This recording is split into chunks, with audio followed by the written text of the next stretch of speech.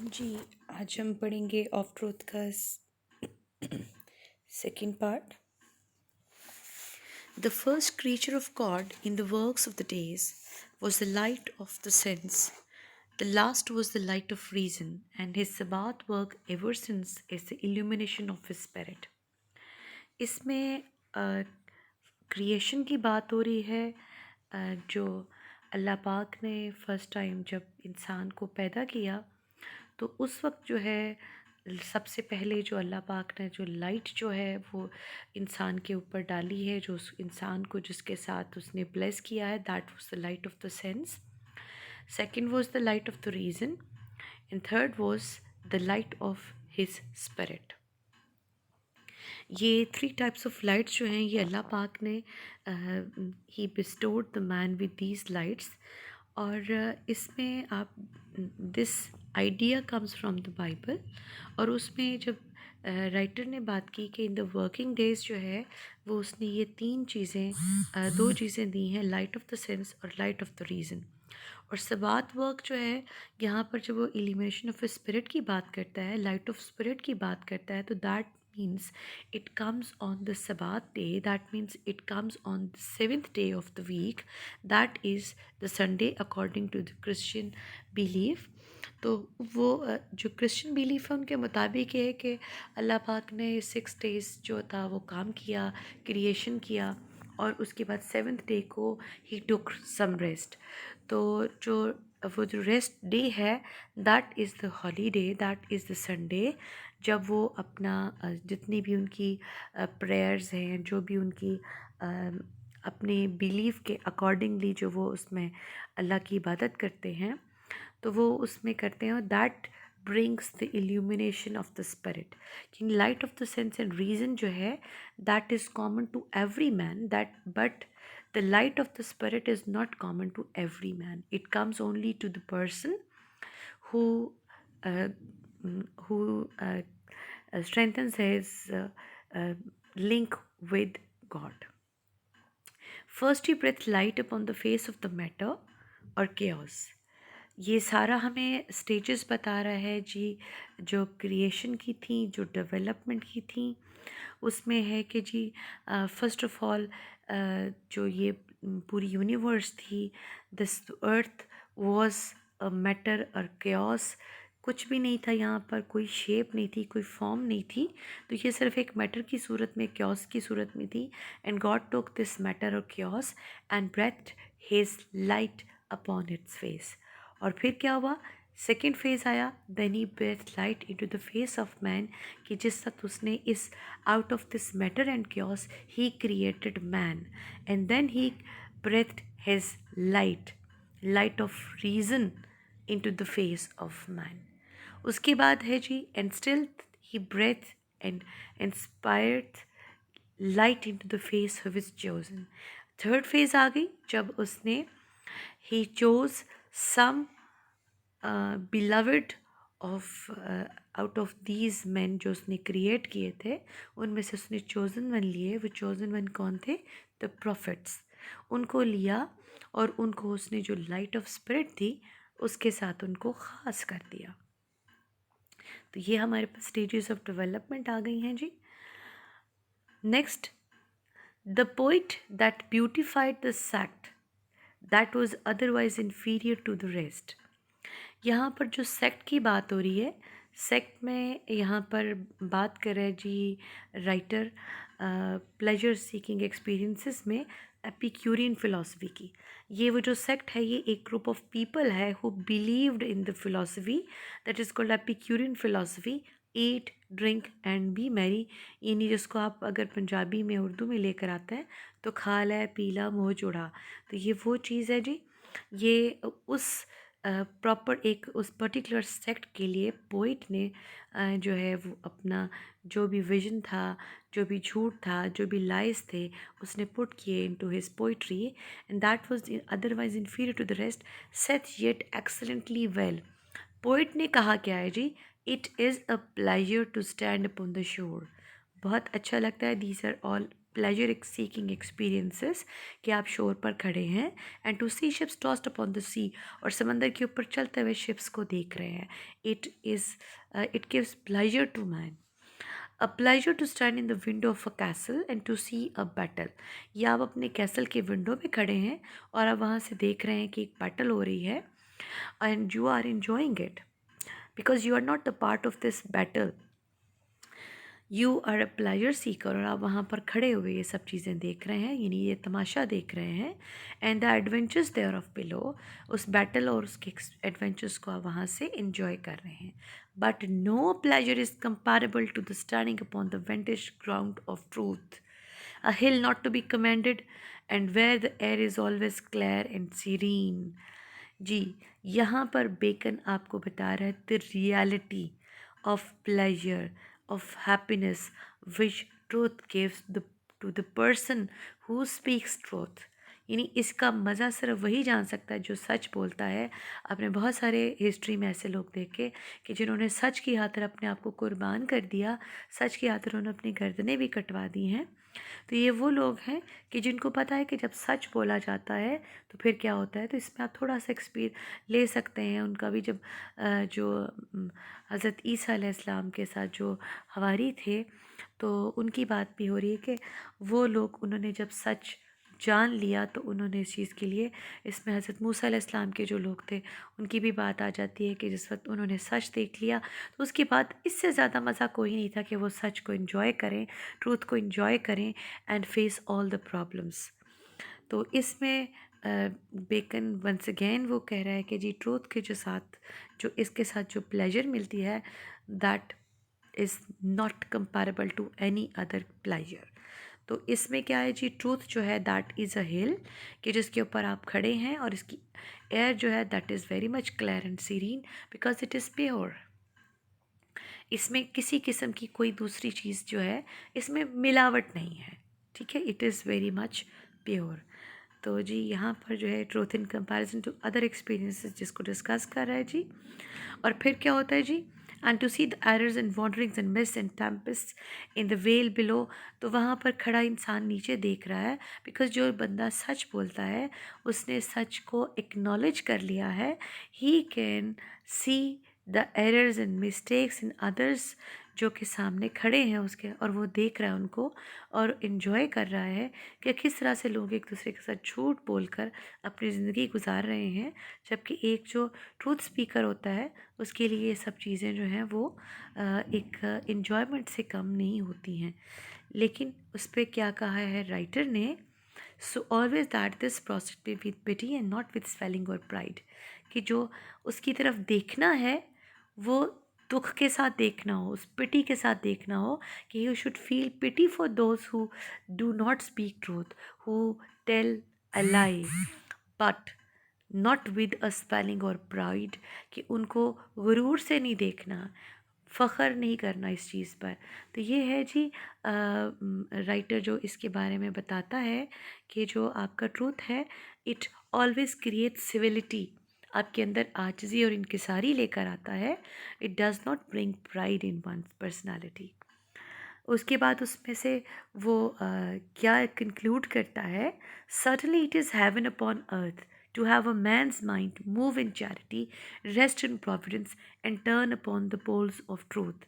ये वो चीज़ें हैं जो ट्रूथ जो है अपने स्पीकर के अंदर, उसके अंदर ये बिल्ड अप करता है क्वालिटीज़, कि ही always does acts of kindness, हमेशा वो अच्छे काम करता है, उसके अंदर हमेशा अल्लाह पाक पर भरोसा और उसका ईमान हमेशा ज़्यादा होता है, and submission to his will, और वो अल्लाह पाक की विल के ऊपर अपने आप को सबमिट कर देता है.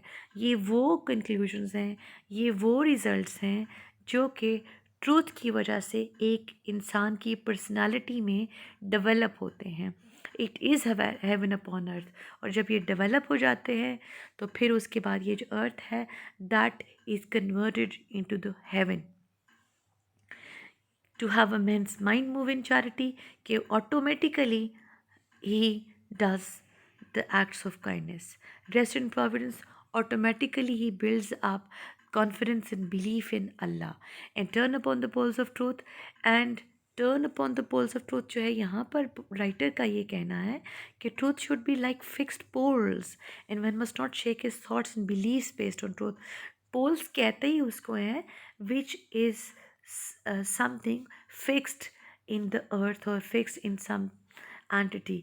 तो ये पोल्स जो हैं ये फिक्स हुए हुए हैं, ये बिलीव्स हैं, ये उसकी जो ट्रूथ स्पीकर है ये उसके कुछ बिलीव्स हैं जो उसने सेट किए हैं, ये उसका विजन है जो उसको हिलने नहीं देता अपने ट्रूथ से, और उसको सिर्फ और सिर्फ ट्रूथ के साथ उसको बांधे रखता है, ये उसका बिलीफ है। तो वो कभी ट्रूथ से भी never moves away from truth, whatever the cases are, whatever the situation is. To pass from theological and philosophical truth to the truth of civil business, कि पहले आप जो आपने अपनी रिलीजियस बुक्स में पढ़ा है, आपको प्रॉफिट्स ने बताया है, उसके बाद आपको फिलोसोफर्स ने बताया है कि what is the benefit of truth और what are the advantages of truth, और ट्रूथ क्या आपके अंदर चेंजेस लेके आता है, then to the truth of civil business.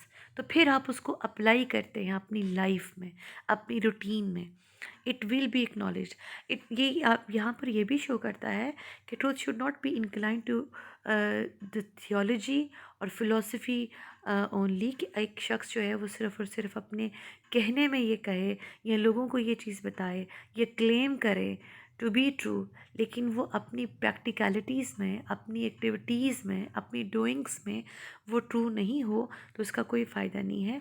यानी कि ये स्टेजेस हैं कि when you come from theological to philosophical and then comes to the routine of your life, कि जब आप सिविल बिजनेस में भी ट्रूथ को अप्लाई करते हैं, it will be acknowledged even bye those that practice it not, कि जो लोग सच बोलते नहीं है ना, वो भी इसको एक्नॉलेज करते हैं कि हाँ, that clear and round dealing is the honour of man's nature, कि सच बोलना जो है वो ह्यूमन बीइंग के लिए एक ऑनर की बात है।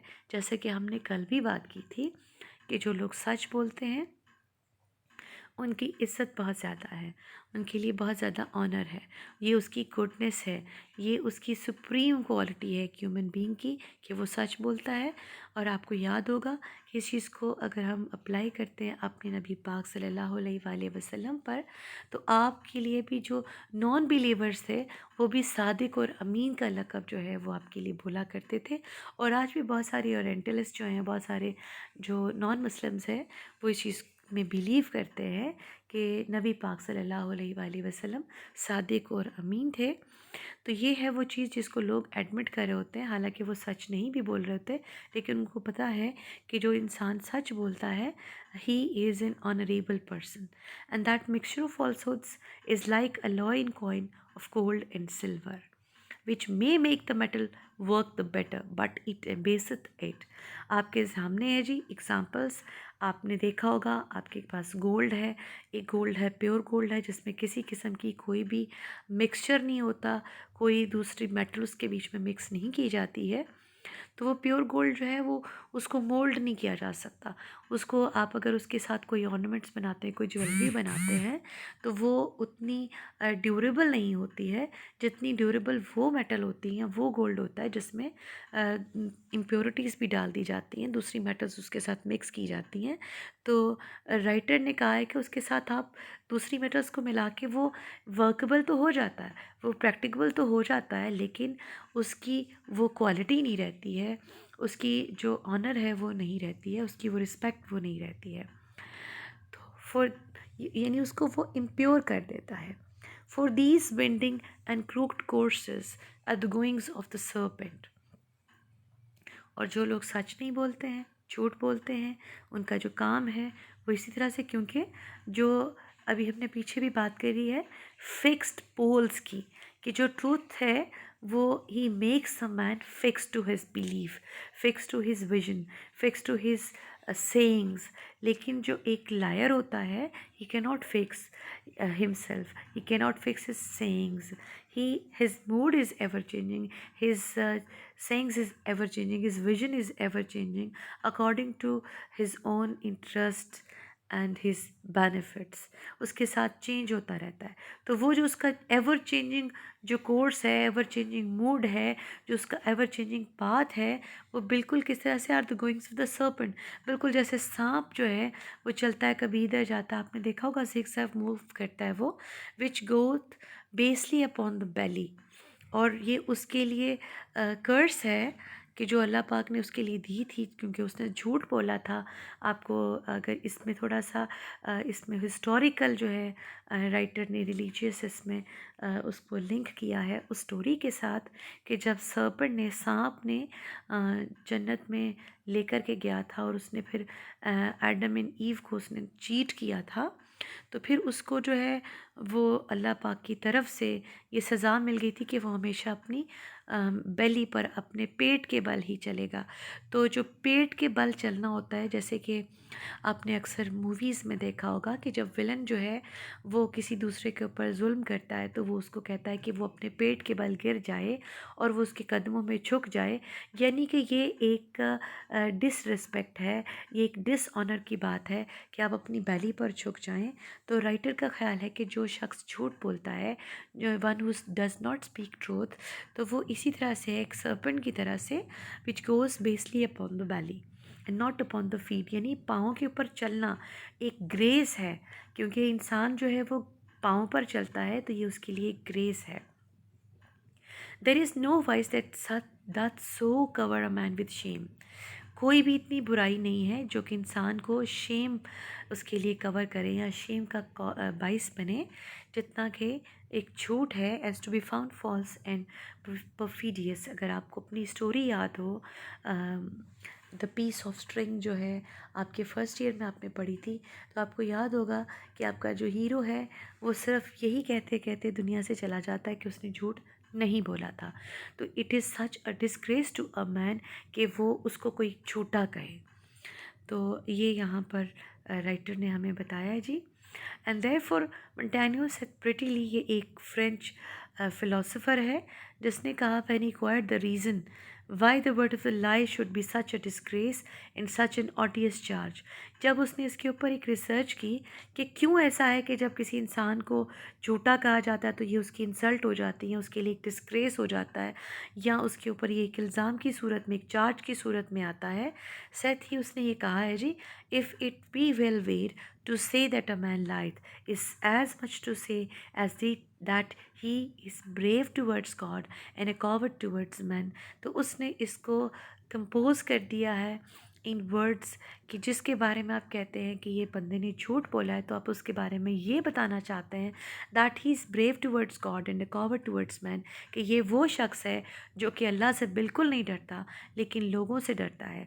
एक झूठा शख्स जो है वो इसी तरह से करता है ना, उसको उसको ये पता होता है कि अल्लाह पाक उसको देख रहे हैं कि वो झूठ बोल रहा है, लेकिन he is always afraid of people, लोगों से वो हमेशा डर के रहता है। लोगों से वो हमेशा is not afraid of Allah but is afraid of people, लोगों से वो हमेशा डर रहा होता है कि कहीं मेरा झूठ ना खुल जाए, कहीं किसी को पता ना लग जाए, और ये उसको पता होता है कि अल्लाह पाक को ये चीज़ पता है। And a coward towards man, for a lie faces God and shrinks from man, क्योंकि झूठ जो है वो इंसान को अल्लाह के सामने खड़ा कर देता है और बंदों से उसको उसकी आंखें चुराता है। Surely the wickedness of falsehood and breach of faith cannot possibly be so highly expressed, कि ये जो फॉल्सहुड है इसके और फेथ के दरमियान में बहुत ज़्यादा डिफरेंस है, बहुत ज़्यादा उसमें डिस्टेंस है, इतना ज़्यादा डिस्टेंस है कि उसको कवर भी नहीं किया जा सकता, उसको जो है पार नहीं किया जा सकता, उसको एक्सप्रेस भी नहीं किया जा सकता, क्योंकि both exist away from each other, both exist away from each other जी।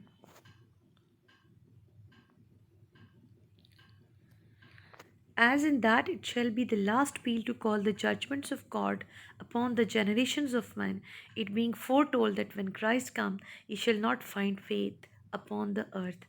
यहाँ पर writer once again religious quote कर रहा है, बाइबल से लेकर आ रहा है इस आइडिया को, इस फिलॉसफी को, कि जी अल्लाह पाक ने जब डे ऑफ जजमेंट को सबको बुलाना है, तो उस वक्त क्या होगा कि जो जनरेशन्स ऑफ मैन यहाँ पर आएंगे, और फिर उसके लिए राइटर ने बताया कि जी उस वक्त जब हज़रत ईसा अलैहिस्सलाम क्राइस्ट कम, जब हज़रत ईसा अलैहिस्सलाम आएंगे तो उनको पता चलेगा कि ज़मीन पर तो कोई फेथ नहीं है, and it is a disgrace to human beings कि वो झूठ बोलते हैं और उस पर खुश होते हैं, और उस पर उनको कोई तकलीफ़ नहीं होती, उनको कोई इसमें परेशानी नहीं होती है। तो राइटर ने बताया है कि if you are telling a lie, you should be ready to face God, to face Allah on the day of judgment, कि जिसमें आपको फेस करना है ना सिर्फ अल्लाह पाक को बल्कि हज़रत ईसा अलैहिस्सलाम को भी।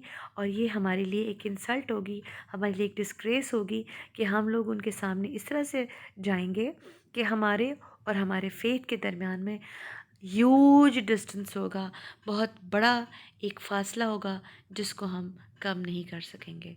So this is all about your essay of truth. Thank you very much.